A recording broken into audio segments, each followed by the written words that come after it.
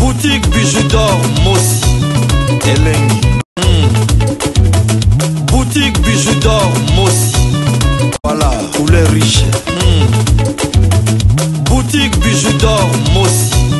Boss, voilà, couleur riche. Boutique bijoux d'or. Boutique bijoux d'or Mossi Elengi.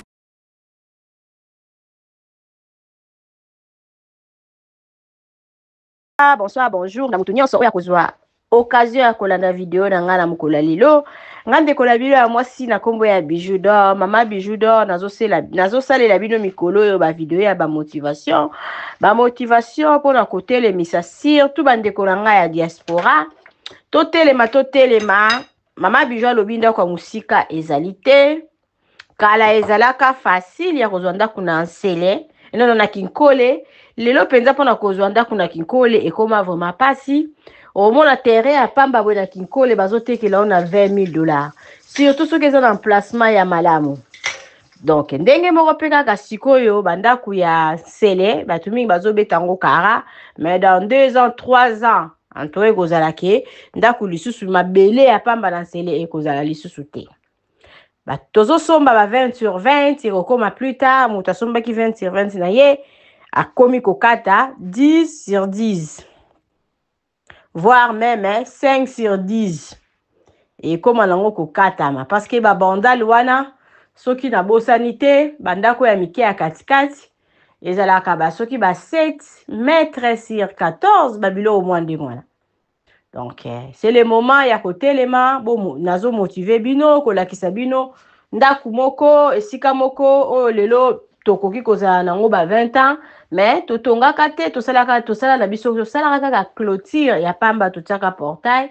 Sikoyo tokomi na mwa idée ya kozonga kosala ba travaux yango mama Bijou azolakisa bino ndenge tobandaki kosala mwa wese na biso eza kaka wese moko ya simple pona ba locataire o bavandi wana mokolo ndako ya munene ekosila tosala yango ndako wana na ba toilette na kati.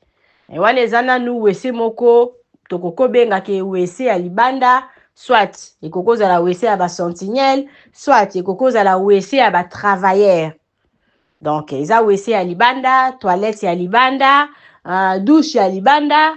Donc yango wana toza kosala parce que bazalaki na habitude ya kosala ba mabulu ko sala ba wese na kati ya lopango ezobebisa ndaku yango wana mama Bijou aza décidé ya kosalela bango ma wese moko nakoki kobenga ngo provisoire te parce que un jour wese wana eko servir kaka yango wana tosali wese wana bozomona ndenge nini misala na biso ezokende kala mingi te baotela bango porte kala mingi te bakozwa badal wana bapi perdu wana baofinika ngo et puis batu bakokoma koutiliser wese na bango na mwa douche na bango basaleli bango. Mama Bijou alobi totelema place ya musika ezalaka te mwana poto osomba ndako na yo moko boye quelque part otika osundola. Donc boulele yango kanisa yango clôture ya kosala clôture. Je sais que clôture ça coûte mais ezala moyen ya malamu ya ko protéger esika na yo.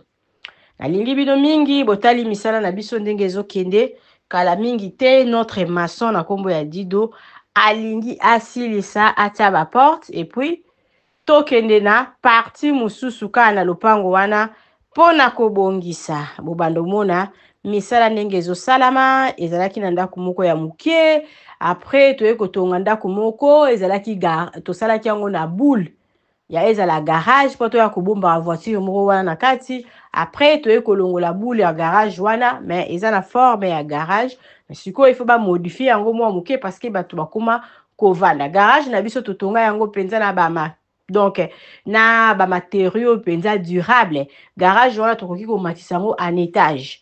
Donc malembe mama Bijou alobi mbangu nde pema nalingi bino mingi soki muto lingo kende na yo congé na kini tozala na adresse kaka moko na Matonge na Irebu A37 tozana ba chambre ya propre ba douche debout ya kitoko na kati ya chambre la biso tozana climatiseur na kati ya chambre la biso tozali na télévision tozali na frigo soko lingi cafetière ba kotiselio cuisine yango eza commun et puis okoyamba bapaya na yo na balcon soki ozwi ya rez-de-chaussée okoyamba bapaya na véranda esika mama nali nasala malewa toza wana mpona bino toza na mini boutique na kati ya auberge na biso et puis bachambre oyo nauti koloba eza kaka na $15 ya pamba soki olingi owumela makasi ba plus de 90 jours à partir de 90 jours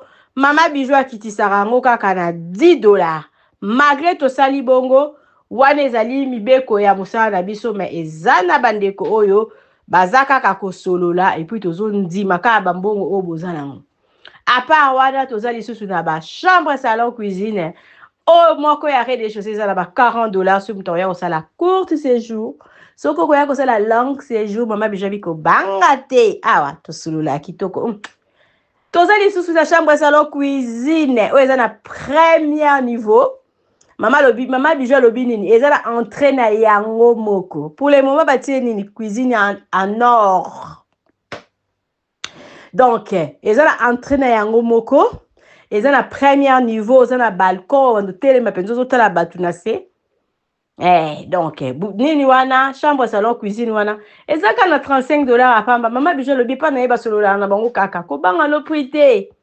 yaka toza na bachambre à $20 mama bijou azozela bino yaka sala réservation okozala jamais desi mama bijou alobi aboyaka nde bato babengaka ye ya voyage lobi mama bijou salelanga miracle soki oza na chance okozwa place parce que ese esalama nango mingi bopesaka biso confiance bosalaka baréservation na bino avant au moins ke bavoyage ezalaka bavoyage briske benga kaka meka chance na yo soki okutani ta mosusu moto abimi lelo ozwi na yo place mais tozala vraiment plein parce que toza na baclient ebele mama bijou alobi mosala nde makambo botala nanu bapublicité na biso ya auberge na biso oyo eza na matonge na Irebu A37 mama bijou alobi toza na problème ya courant te toza na 3 lignes toza na groupe et puis toza lisusu na nini na réservoir ya mai oyo tobombaka bamai na biso na citerne okau coupure ya mai au moins ke coupure yango mai ezala ampani moko ekangi biso ta mosusu une semaine mai na biso mpe ya réservoir ekoki osila mais toza na mai emataka ntina badouche bachambre ya likolo nini lisusu olingi okende nani vacances na kini priorité ya bato oyo bazovanda epa na biso olingi bakende kozwa ye na aéroport tokotia voiture ekoya kozwa ye na aéroport ntina auberge toza na mini boutique toza na malewa okei kuna oza na besoin balambelako chaque jour yo kaka petit déjeuner benga mama bijou tosalelo facture obanda kolia kuna petit déjeuner soki olingi dîner yo mpe kaka mama bijou alobi botala bapublicité na biso numéro ya telefone na biso eza wana bobenga biso na lombangu merci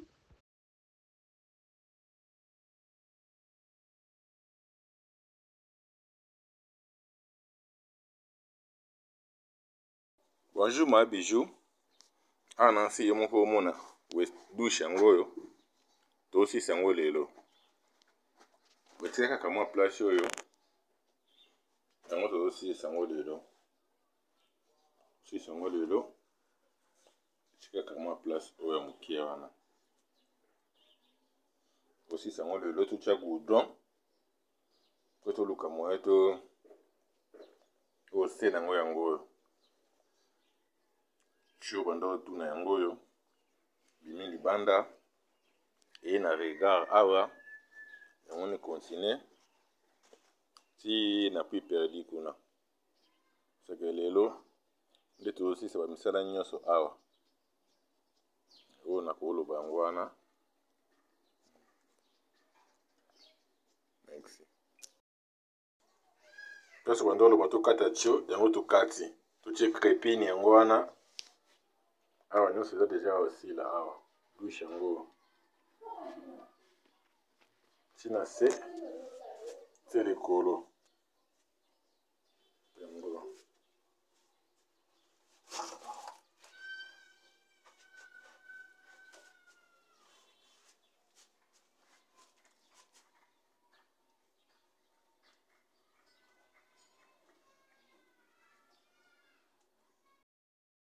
Ma bijou goudron ngo ba pakola.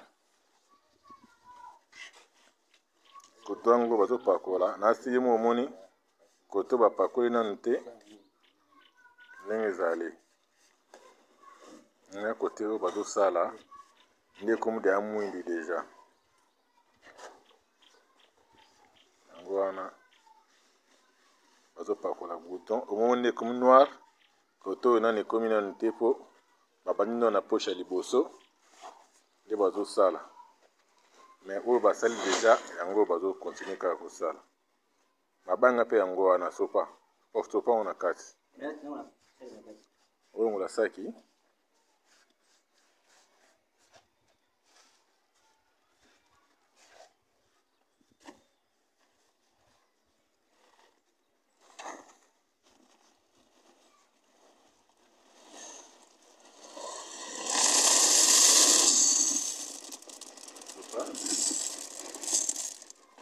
panzango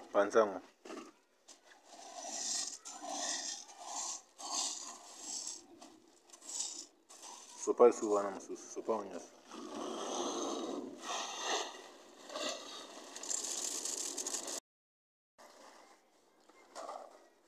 na banga yango wana basopi gudu yango mpe baokontinue kaka kosala wese mpe yango oyo deya tosisa ye deja awa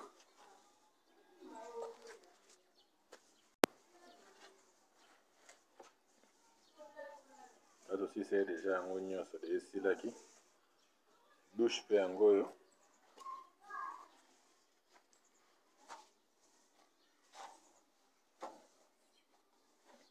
douche yango oyo nyonso eza deja ya kosila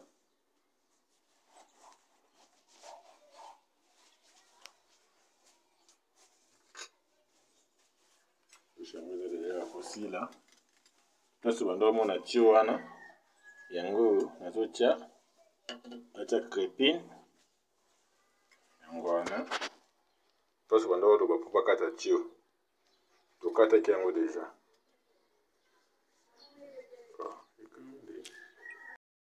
deuxième libulu yango wana bapakola yo moko omona deja deuxième libulu yango wana bapakola esili nango mpe deja esili nango esili nango deja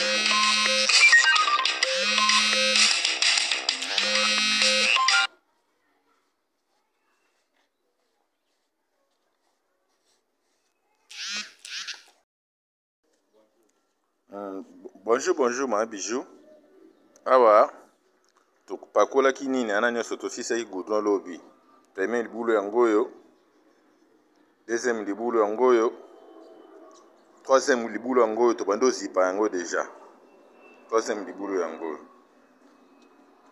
omona nde eza noir na kati tobandi kozipa yango ndomoni première dalle totie yango oyo tobandi kozipa yango deja deuxième mpe yango wana bazobongisa mpona kotombola baya na yango seke tozosala yango na ntongo awa nde tozokunda yango merci mama awa tozokota na entrée na biso ya appartement numéro 6 entrée nango yango oyo nazomata appartement na biso numéro 6 yango oyo eza na escalier ngai wana nazomata au balcon appartement numéro 6 balcon na ye yango oyo nazokende siko kokota na salon ya appartement numéro 6 appartement na biso numéro 6 yango oyo oyo boyokaka appartement numéro 6 epa ya mama Bijou Bidor yango oyo appartement na biso très joli kitoko makasi bozomona appartement na biso yango oyo appartement kitoko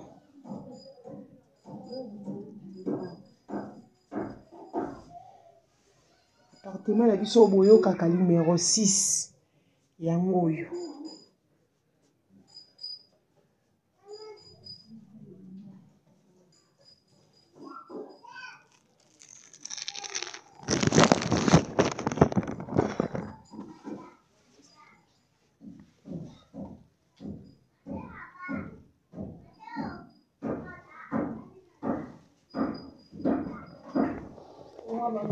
cuisine na biso ya appartement numéro 6 yango oyo. Omoni cuisine na biso ndenge ezali.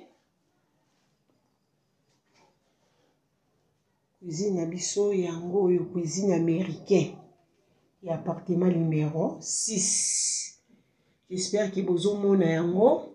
Yango oyo wana na kati ya cuisine na biso toza na nyonso. Yango wana bozomona micro-ondes na biso yango wana evandi. Cafetière na biso yango wana evandi. Armoire yango oyo, lavabo yango wana. Tozoluka siko kokota na kati ya douche na biso ya numéro 6. Douche na biso ya appartement numéro 6 yango wana. Tozomona douche na biso yango oyo na koti. Awa mai ezangaka te. Mai ebimaka air nyonso. Awa mai ezangaka te. Na appartement na biso tozangaka mai te. J'espère que yango wana bozomona nde mai ezobima. Oyo appartement na biso numéro 6, douche na biso yango oyo. Kitoko makasi. Soki oluki biso tosepela makasi. Toilette yango wana. Place ya kobrose pe ezali.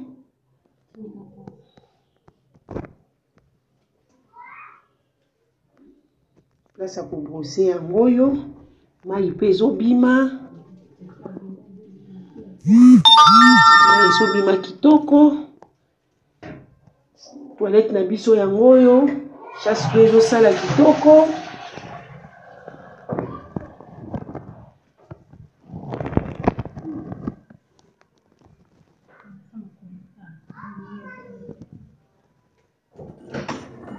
Tokoti na kati ya chambre ya appartement na biso numéro 6.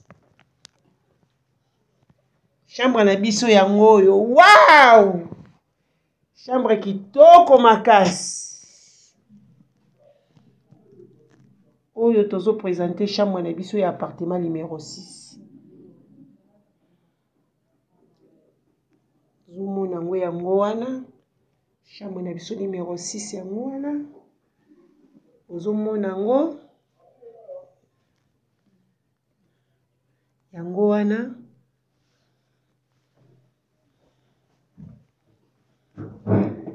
Chambre na biso numéro 6 yango wana.